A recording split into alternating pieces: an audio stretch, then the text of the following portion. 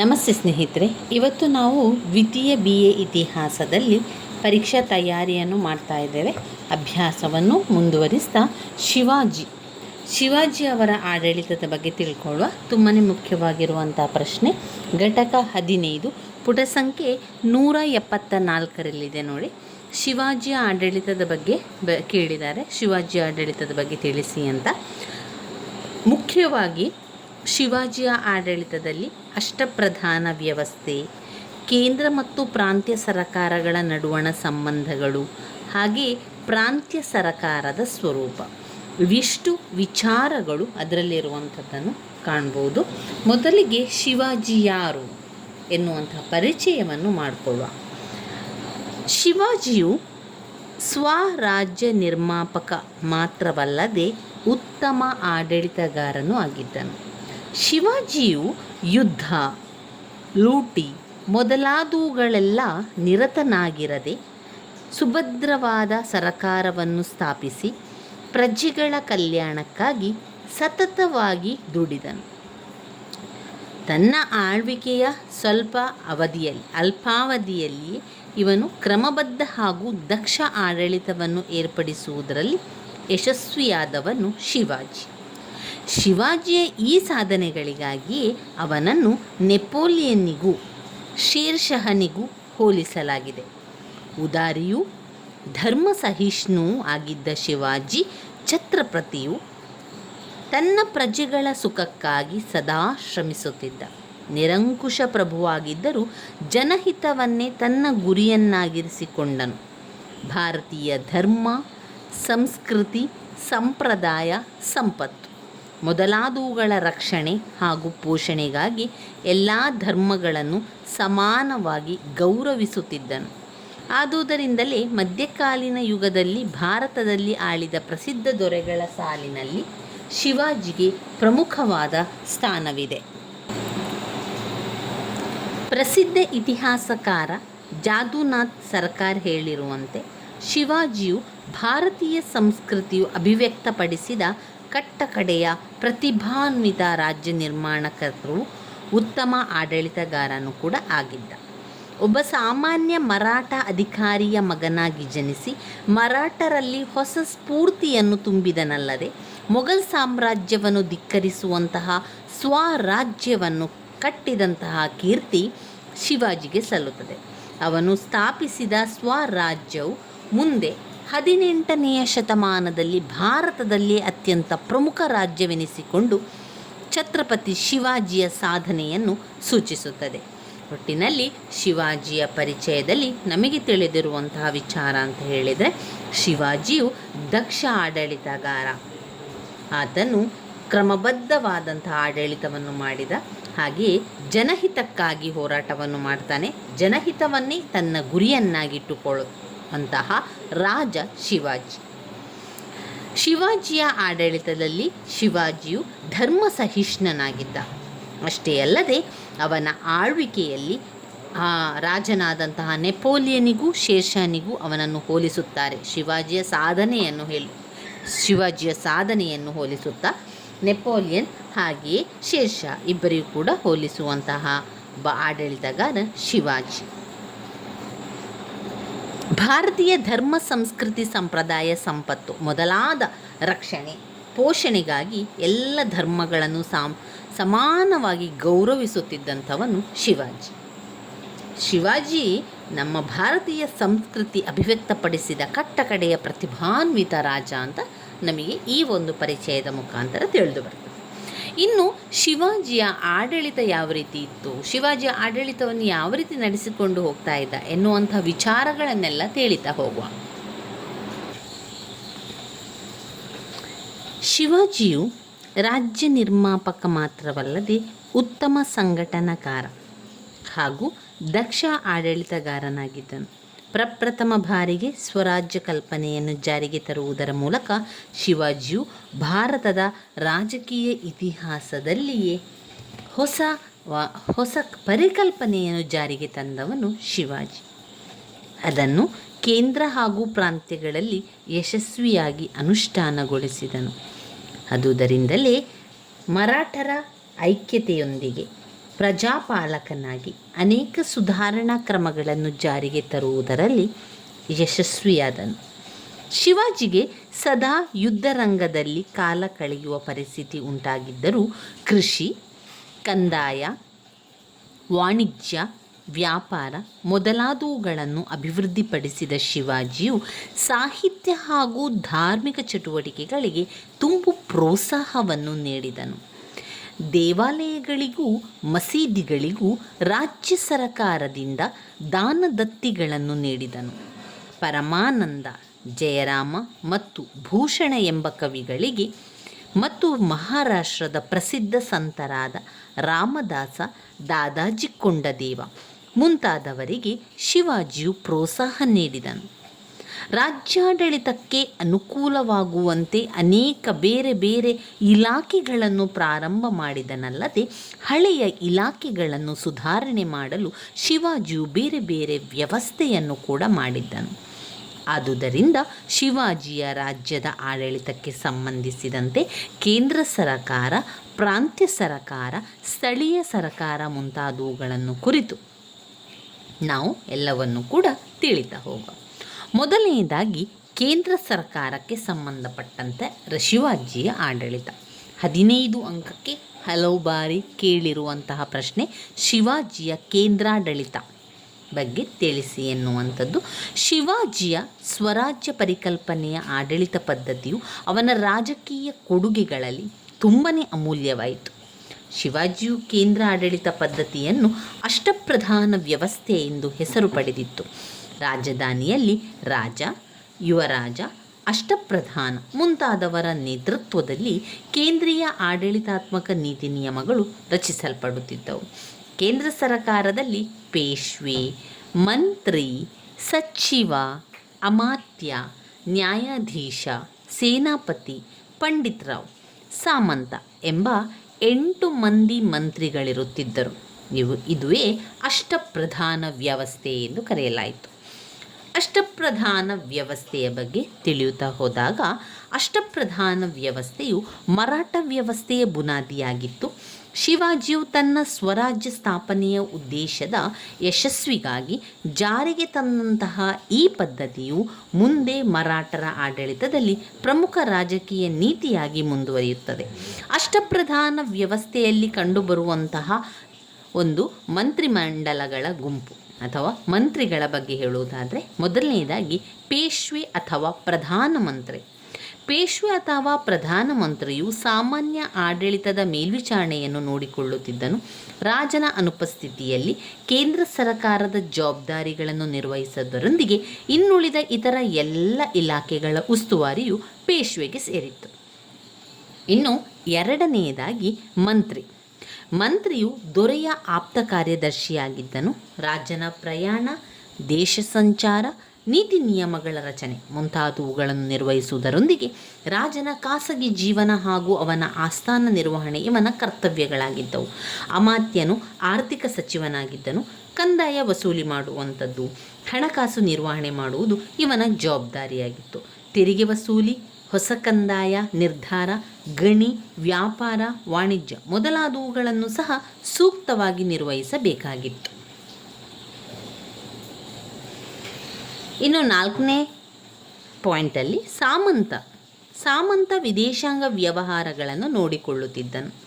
ನೆರೆಹೊರೆಯ ರಾಜ್ಯಗಳೊಡನೆ ಬಾಂಧವ್ಯವನ್ನು ಬೆಳೆಸುವುದರೊಂದಿಗೆ ಯುದ್ಧ ಘೋಷಣೆ ಮಾಡುವುದು, ರಾಯಭಾರ ಸ್ವೀಕಾರ ಮಾಡುವುದು, ಗೂಢಾಚಾರ ವ್ಯವಸ್ಥೆ ಮಾಡುವುದು ಮುಂತಾದವುಗಳನ್ನು ಪರಿಶೀಲಿಸಬೇಕಾಗಿರುವಂತಹ ಜವಾಬ್ದಾರಿ ಸಾಮಂತನು ವಹಿಸಿಕೊಂಡಿದ್ದನು. 5ನೇ ಪಾಯಿಂಟ್, ಸೇನಾಪತಿ ಸೈನ್ಯದ ಉನ್ನತ ದಳಪತಿಯಾಗಿದ್ದ.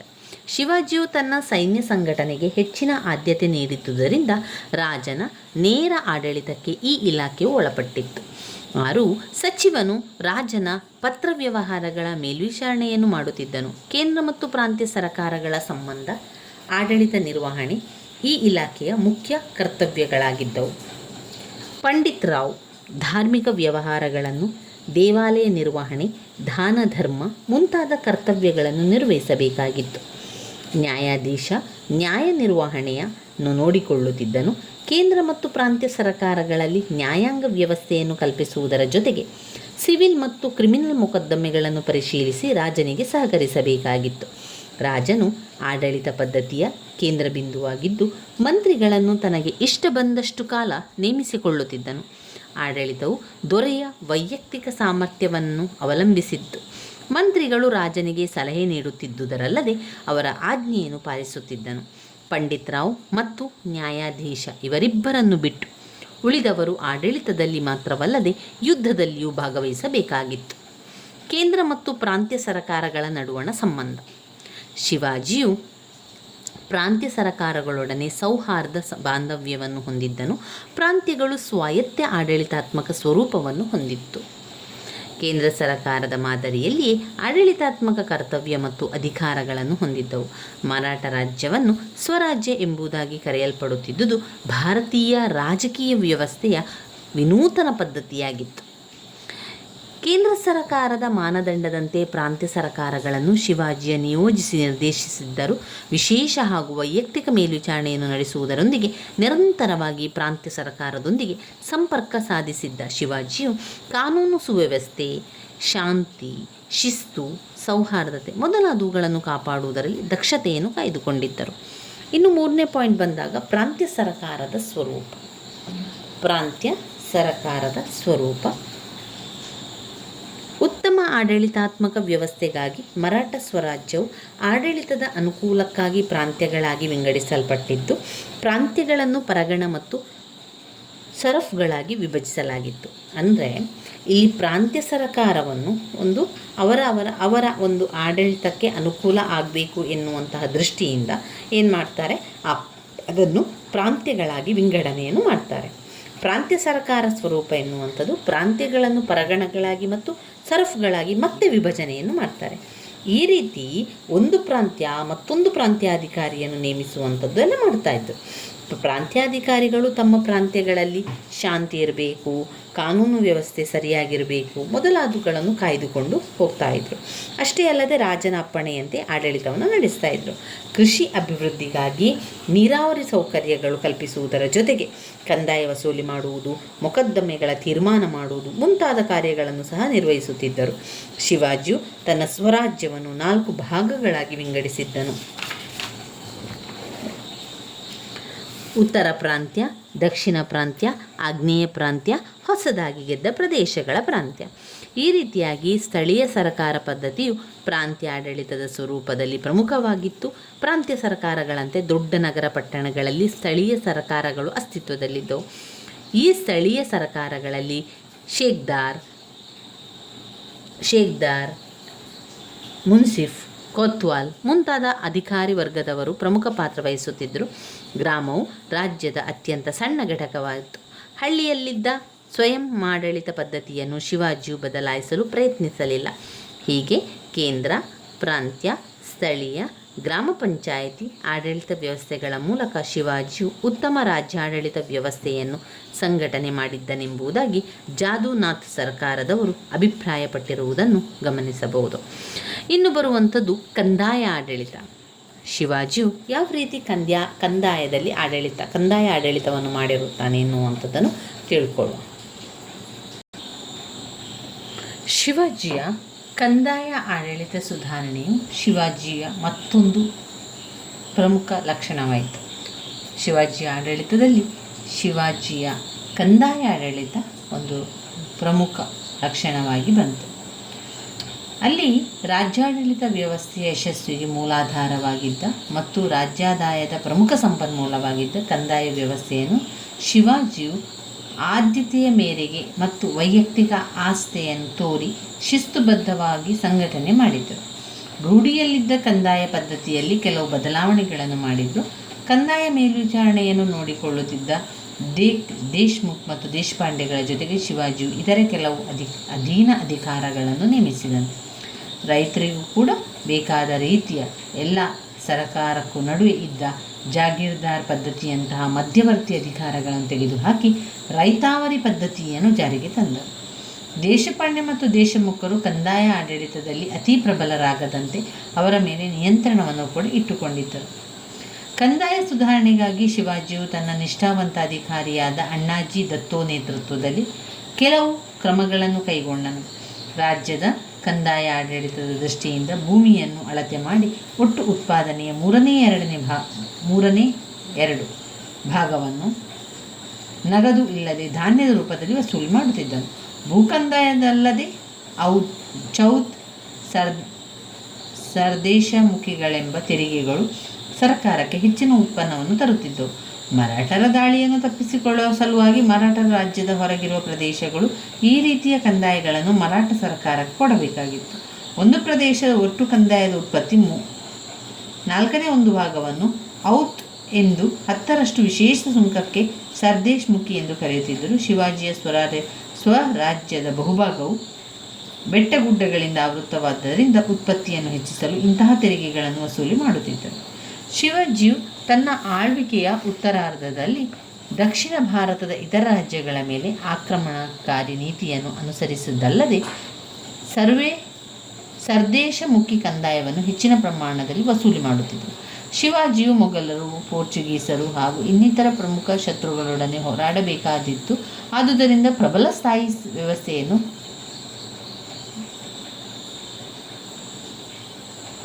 ಸ್ಥಾಯಿ ಸೈನ್ಯ ಕೂಡಿಸುವುದು, ಕೋಟೆ ಕೊತ್ತಲಗಳನ್ನು ಕಟ್ಟುವುದು, ಹೊಸದಾಗಿ ಗೆದ್ದ ಪ್ರದೇಶಗಳನ್ನು ರಕ್ಷಿಸುವುದು, ನೌಕಾಬಲವನ್ನು ಕಟ್ಟಿ ಸಮುದ್ರ ಕಳ್ಳರನ್ನು ಅಡಗಿಸುವುದು ಇದಕ್ಕೆಲ್ಲ ಹೆಚ್ಚಿನ ಸಂಪನ್ಮೂಲ ಅಗತ್ಯವಾದ್ದರಿಂದ ಶಿವಾಜಿಯು ಸಂದರ್ಭಕ್ಕನುಸಾರವಾಗಿ ಹೆಚ್ಚಿನ ತೆರಿಗೆಗಳನ್ನು ವಸೂಲಿಯನ್ನು ಮಾಡುತ್ತಿದ್ದರು. ಇನ್ನು ಬರುವಂಥದ್ದು ಸೈನ್ಯ ಸಂಘಟನೆ. ಮರಾಠರ ಐಕ್ಯತೆ ಮತ್ತು ಸ್ವರಾಜ್ಯ ಸ್ಥಾಪನೆಯ ಆಕಾಂಕ್ಷಿಯಾಗಿದ್ದ ಶಿವಾಜಿಯು ಸಮರ್ಥ ಸೈನ್ಯವನ್ನು ಕಟ್ಟಿದ್ದಲ್ಲದೆ ಎದುರಾಳಿಗಳಾದ ಬಿಜಾಪುರ ಸುಲ್ತಾನರು ಮೊಘಲರ ವಿರುದ್ಧ ಸಮರ್ಥಕವಾಗಿ ಹೋರಾಡಿದರು. ಪ್ರಾರಂಭದಲ್ಲಿ ಪಶ್ಚಿಮ ಘಟ್ಟದಲ್ಲಿದ್ದ ಮಾವಳಿಗರೆಂಬ ಗುಡ್ಡಗಾಡಿನ ಬುಡಗಟ್ಟು ಸಮುದಾಯದವರ ಸಹಾಯ ಸರಕಾರಗಳಿಂದ ತನ್ನ ಸೈನಿಕ ಕಾರ್ಯಾಚರಣೆಯನ್ನು ಯಶಸ್ವಿಯಾಗಿ ನಡೆಸಿದರು. ಜಾದುನಾಥ್ ಸರಕಾರ ಅಭಿಪ್ರಾಯಪಟ್ಟಿರುವಂತೆ ಶಿವಾಜಿಯು ಸೈನ್ಯ ಸಂಘಟನೆಯು ಕೆಲವು ನೂತನ ಅಂಶಗಳನ್ನು ಒಳಗೊಂಡಿದ್ದವು. ಅವು ಅಶ್ವಪಡೆ, ಕಾಲಾಳು ಸೈನ್ಯದ ಪ್ರಮುಖ ಭಾಗಗಳಾಗಿದ್ದವು. ಇವು ಗೆರಿಲ್ಲಾ ಮಾದರಿ ಯುದ್ಧ ಹಾಗೂ ಬೆಟ್ಟಗಡಿನ ಕದನಗಳಿಗೆ ಉಪಯುಕ್ತವಾಗಿದ್ದವು. ಗೆರಿಲ್ಲಾ ಯುದ್ಧ ತಂತ್ರಗಳಿಗೆ ಮರಾಠ ಸೈನ್ಯದ ಮಾವಳಿಗಳು ಹತ್ಕಾರಿಗಳು ಇತಿಹಾಸದಲ್ಲಿ ಪ್ರಸಿದ್ಧರಾಗಿದ್ದರು. ಇನ್ನು ಶಿವಾಜಿಯೇ ಸ್ವತಃ ಸೈನಿಕರನ್ನು ಪರೀಕ್ಷಿಸಿ ಆರಿಸಿಕೊಳ್ಳುತ್ತಿದ್ದರು. ಇವಿಷ್ಟು ಸೈನ್ಯ ಸಂಘಟನೆಯ ಬಗ್ಗೆ ನಾವು ನೋಡಿದರೆ,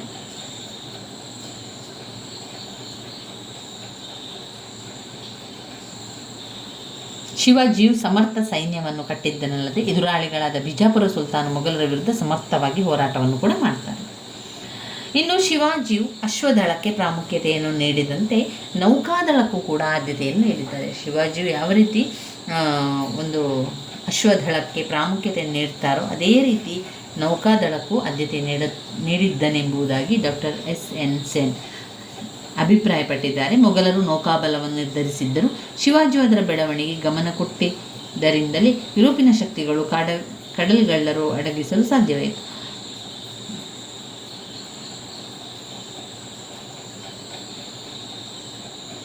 ಪಶ್ಚಿಮ ಕರಾವಳಿಯಲ್ಲಿದ್ದ ಸೂರತ್ ಮೊದಲಾದ ಶ್ರೀಮಂತ ಬಂದರು ಹಾಗೂ ವ್ಯಾಪಾರ ಕೇಂದ್ರಗಳನ್ನು ಒಂದಕ್ಕಿಂತ ಹೆಚ್ಚು ಬಾರಿ ಲೂಟಿ ಮಾಡಲು ಸಾಧ್ಯವಾಯಿತು.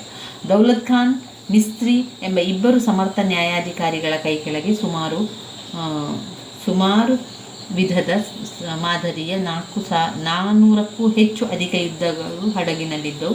ಮಲಬಾರಿನ ಸಾಹಸಿ ಈಜುಗಾರರು ನೌಕಾಬಲದಲ್ಲಿ ನೇಮಿಸಲ್ಪಟ್ಟಿದ್ದರು. ಪಶ್ಚಿಮ ಕರಾವಳಿಯ ಕೊಂಕಣ ಮತ್ತು ಮಲಬಾರು ತೀರ ಪ್ರದೇಶಗಳಲ್ಲದೆ ಜಂಜೀರ್ ಮುಂತಾದ ದ್ವೀಪಗಳಲ್ಲಿದ್ದ ಸಿದ್ದಿ ಜನಾಂಗದವರೊಡನೆ ಹೋರಾಡುತ್ತಿದ್ದುದಲ್ಲದೆ ಶಿವಾಜಿಯ ನೌಕಾಬಲವು ಸಮುದ್ರ ಕಳ್ಳರನ್ನು ಅಡಗಿಸುವುದರಲ್ಲಿ ಯಶಸ್ವಿಯಾಗಿತ್ತು. ಐರೋಪ್ಯರಾದ ಪೋರ್ಚುಗೀಸರು, ಡಚ್ಚರು, ಪ್ರಮುಖವಾಗಿ ಇಂಗ್ಲಿಷರ ವಿರುದ್ಧ ಶಿವಾಜಿಯ ಸಮರ್ಥಕವಾಗಿ ಹೋರಾಡಲು ನೌಕಾಪಡೆ ಸುಸಜ್ಜಿತವಾಗಿತ್ತೆಂಬುದಾಗಿ ಜೆ.ಎನ್. ಸರ್ಕಾರ್ ಮೊದಲಾದ ಇತಿಹಾಸಗಾರರು ಅಭಿಪ್ರಾಯಿಸಿದ್ದಾರೆ ಸೈನ್ಯ ಸಂಘಟನೆಯ ಬಗ್ಗೆ. ಇನ್ನು ನ್ಯಾಯಾಡಳಿತ ವ್ಯವಸ್ಥೆಯನ್ನು ನೋಡಿದರೆ ಶಿವಾಜಿಯ ನ್ಯಾಯದಾನವು ಸಹ ಸುಧಾರಣೆಗೊಂಡಿತ್ತು. ಸಾಮಾನ್ಯವಾಗಿ ಇಲ್ಲಿ ಯಾವ ರೀತಿ ನ್ಯಾಯದಿಂದ ಕೂಡಬೇಕು, ಯಾವ ರೀತಿ ಸಂಪ್ರದಾಯದಿಂದ ಕೊಡಬೇಕು, ಸಂಸ್ಕೃತಿಯನ್ನು ಹೊಂದಿರಬೇಕು, ಅಷ್ಟೆಲ್ಲ ಧರ್ಮಶಾಸ್ತ್ರಗಳಿಗೆ ಅನುಗುಣವಾಗಿ ಅವರ ನ್ಯಾಯವನ್ನು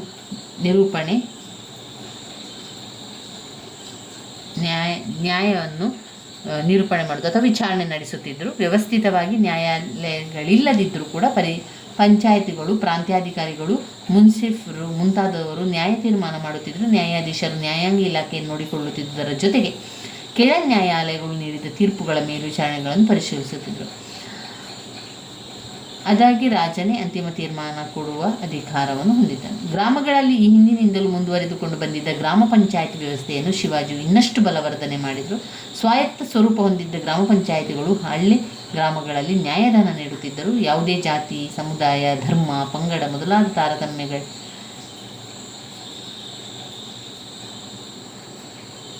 ಅಲ್ಲಿ ತಾರತಮ್ಯವೆಸಗದೆ ಎಲ್ಲರೂ ಒಂದೇ ಎಂಬ ನ್ಯಾಯವನ್ನು ವ್ಯವಸ್ಥೆ ಮಾಡಿ ಪರಿಪಾಲನೆ ಮಾಡುತ್ತಿದ್ದರು. ಶಿವಾಜಿಗಿದ್ದ ಸಾಮಾಜಿಕ ಸಮಾನತೆ ಹಾಗೂ ಸ್ವಾತಂತ್ರ್ಯಗಳ ಗೌರವ ಸೂಚಕವಾಗಿದ್ದವು.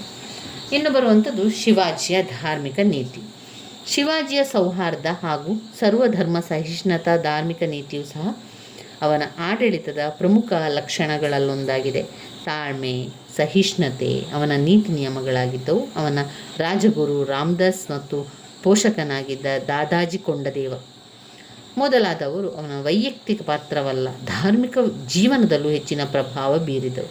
ವೇದಾಂತ ಸಿದ್ಧಾಂತಗಳಿಂದಲೂ ಪ್ರಭಾವಿತನಾಗಿದ್ದ ಶಿವಾಜಿಯು ಸನಾತನ ಧರ್ಮಗಳಲ್ಲಿ ಋಷಿಮುನಿಗಳು, ಸಾಧು ಸಂತರು, ಬ್ರಾಹ್ಮಣರು, ಗೋವು ಮೊದಲಾದವುಗಳನ್ನು ಭಕ್ತಿಭಾವದಿಂದ ಗೌರವಿಸುತ್ತಿದ್ದರು.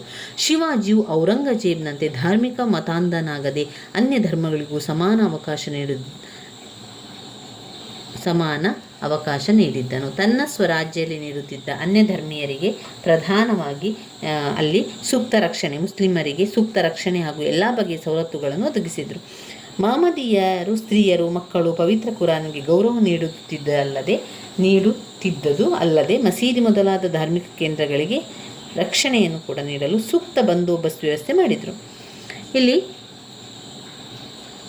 ಕಾಫಿ ಖಾನ್ ಎಂಬ ಇತಿಹಾಸಗಾರ ಅಭಿಪ್ರಾಯಪಟ್ಟಿರುವಂತೆ ಶಿವಾಜಿಯು ವಿದೇಶಿಯರು ಮತ್ತು ಅನ್ಯ ಧರ್ಮಗಳಿಗೆ ಸೂಕ್ತ ರಕ್ಷಣೆ ನೀಡುವುದಲ್ಲದೆ ಅವರ ಧಾರ್ಮಿಕ ನಂಬಿಕೆ ಆಚರಣೆಗಳನ್ನು ಅನುಸರಿಸಲು ಅವಕಾಶ ಕಲ್ಪಿಸಿದ್ದವು. ಇದು ಶಿವಾಜಿಯ ಧಾರ್ಮಿಕ ನೀತಿ. ಇನ್ನು ಶಿವಾಜಿಯ ಆಡಳಿತ ದೋಷಗಳೇನು ಎನ್ನುವಂಥದ್ದನ್ನು ತಿಳ್ಕೊಳ್ಳುವ.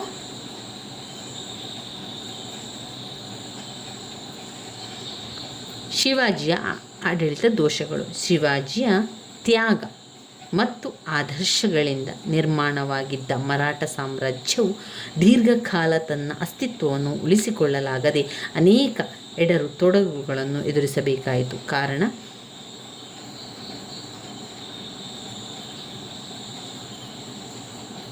ಕಾರಣ ಅವರ ಆಡಳಿತವು ಅಲ್ಪಾವಧಿಯಾಗಿತ್ತು. ಸದಾ ರಣರಂಗದಲ್ಲಿಯೇ ಹೋರಾಡುತ್ತಾ ಕಾಲ ಕಳೆಯಬೇಕಾಗಿದ್ದುದರಿಂದ ಮತ್ತಷ್ಟು ಆಡಳಿತಾತ್ಮಕ ಸುಧಾರಣೆ ಹಾಗೂ ಅಭಿವೃದ್ಧಿ ಸಾಧಿಸಲು ಸಾಧ್ಯವಾಗಲಿಲ್ಲ. ಮೊಘಲರು, ಐರೋಪ್ಯರು ಮುಂತಾದ ಪ್ರಬಲ ಶಕ್ತಿಗಳೊಡನೆ ನಿರಂತರವಾಗಿ ಹೋರಾಟ ಮಾಡಬೇಕಾದ್ದರಿಂದ ಆಡಳಿತಾತ್ಮಕ ಸುಧಾರಣೆಗಳಿಗೆ ಹೆಚ್ಚಿನ ಗಮನ ನೀಡಲಿಲ್ಲ. ಇದು ಅವರ ಪೂರ್ಣ ಸ್ವರಾಜ್ಯ ಸ್ಥಾಪನೆ ಮತ್ತು ಅಧಿಕಾರ ವಿಸ್ತರಣೆಗೆ ಅದು ತಡೆಯಾಯಿತು. ಶಿವಾಜಿಯ ಆಡಳಿತ ದೋಷಗಳು ಇವಿಷ್ಟು ಶಿವಾಜಿಯ ಆಡಳಿತಕ್ಕೆ ಬಗ್ಗೆ ಬರುವಂಥದ್ದು. ಇನ್ನು ನಾವು ನೋಡೋದಾದರೆ ಇದು ಶಿವಾಜಿಯ ಆಡಳಿತ. ಇನ್ನು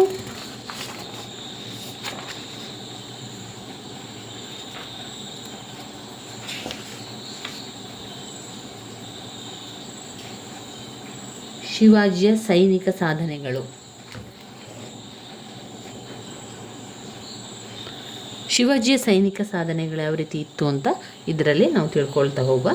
ಶಿವಾಜಿಯ ಸೈನಿಕ ಸಾಧನೆಗಳು ಹಾಗೂ ಅವನ ಸಾಹಸಮಯ ಹಾಗೂ ನೂತನ ರಾಜ್ಯನೀತಿಗಳಿಗೆ ಸಾಕ್ಷಿಯಾಗಿದೆ.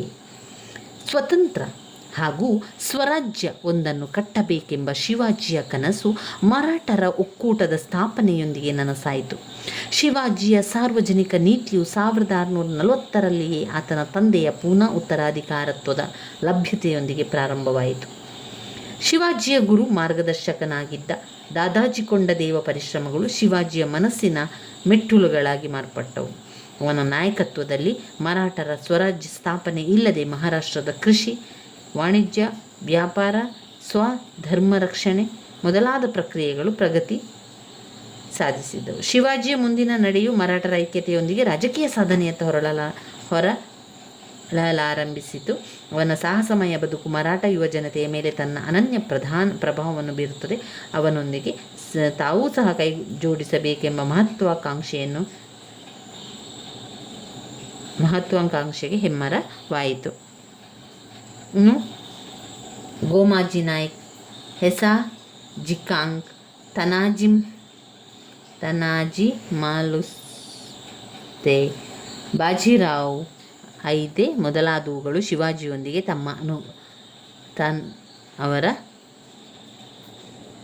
ಶಿವಾಜಿಯೊಂದಿಗೆ ತನ್ನ ತನುಮನಧನಗಳನ್ನು ಧಾರೆ ಎರೆಯಲು ನಿರ್ಧರಿಸಿದರು. ಅದು ಬಿಜಾಪುರ ಸುಲ್ತಾನನೊಂದಿಗೆ ರಾಜಕೀಯ ಘರ್ಷಣೆಗೆ ದಾರಿ ಮಾಡಿಕೊಡುತ್ತಲ್ಲದೆ ಸ್ಥಳೀಯ ದೇಶಮುಖದೊಂದಿಗೆ ಬೆರೆಯಲು ಅವಕಾಶ ಮಾಡಿಕೊಟ್ಟಿತು. ಇವು ಶಿವಾಜಿಯ ಸೈನಿಕ ಸಾಧನೆಗಳಲ್ಲಿ ಬರುವಂತಹ ವಿಚಾರವಾಗಿದೆ. ಇನ್ನು ಇದರಲ್ಲಿ ನಾವು ಇವಿಷ್ಟನ್ನು ಓದ್ಕೊಂಡ್ರೆ ತುಂಬಾ ಒಳ್ಳೆಯದು. ಶಿವಾಜಿಯ ಬಗ್ಗೆ, ಶಿವಾಜಿಯ ಆಡಳಿತದ ಬಗ್ಗೆ, ಶಿವಾಜಿಯ ಒಂದು ಕೇಂದ್ರ ಸರ್ಕಾರ, ಕಂದಾಯ ಆಡಳಿತ, ನ್ಯಾಯಾಡಳಿತ ವ್ಯವಸ್ಥೆಯ ಬಗ್ಗೆ ಸಂಪೂರ್ಣವಾಗಿ ತಿಳ್ಕೊಂಡೆವು. ಅಷ್ಟೇ ಅಲ್ಲದೆ ಶಿವಾಜಿಯ ಒಂದು ಸೈನಿಕ ಸಾಧನೆಗಳ ಬಗ್ಗೆ ತಿಳ್ಕೊಂಡಿರುವಂಥದ್ದು.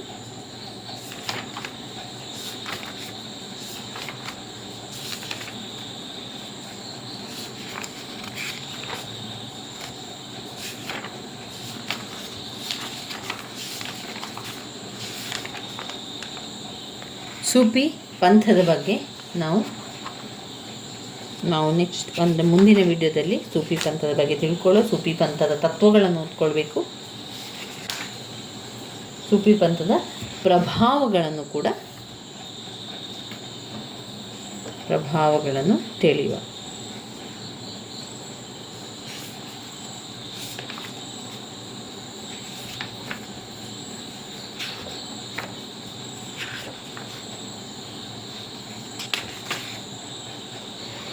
ಪರ್ಷಿಯನ್ ಸಾಹಿತ್ಯಗಳನ್ನೆಲ್ಲ ಕಲಿಕೆ ಇರುವಂಥದ್ದು, ಅದನ್ನೆಲ್ಲ ತಿಳ್ಕೊಳ್ಳೋ ಸ್ನೇಹಿತರೆ ಮುಂದಿನ ವಿಡಿಯೋದಲ್ಲಿ ಆದಷ್ಟು ಮುಖ್ಯವಾದ ಪ್ರಶ್ನೆಗಳನ್ನಷ್ಟೇ ವಿವರಣೆಯನ್ನು ತಿಳಿತಾ ಹೋಗುವ. ನನ್ನ ವೀಡಿಯೋಸ್ ಎಲ್ಲ ನಿಮಗೆ ಇಷ್ಟ ಆಗಿದ್ದರೆ ಲೈಕ್ ಕೊಡಿ, ಶೇರ್ ಮಾಡಿ, ಸಬ್ಸ್ಕ್ರೈಬ್ ಮಾಡಲಿಕ್ಕೆ ಮರಿಬೇಡಿ. ಧನ್ಯವಾದಗಳು.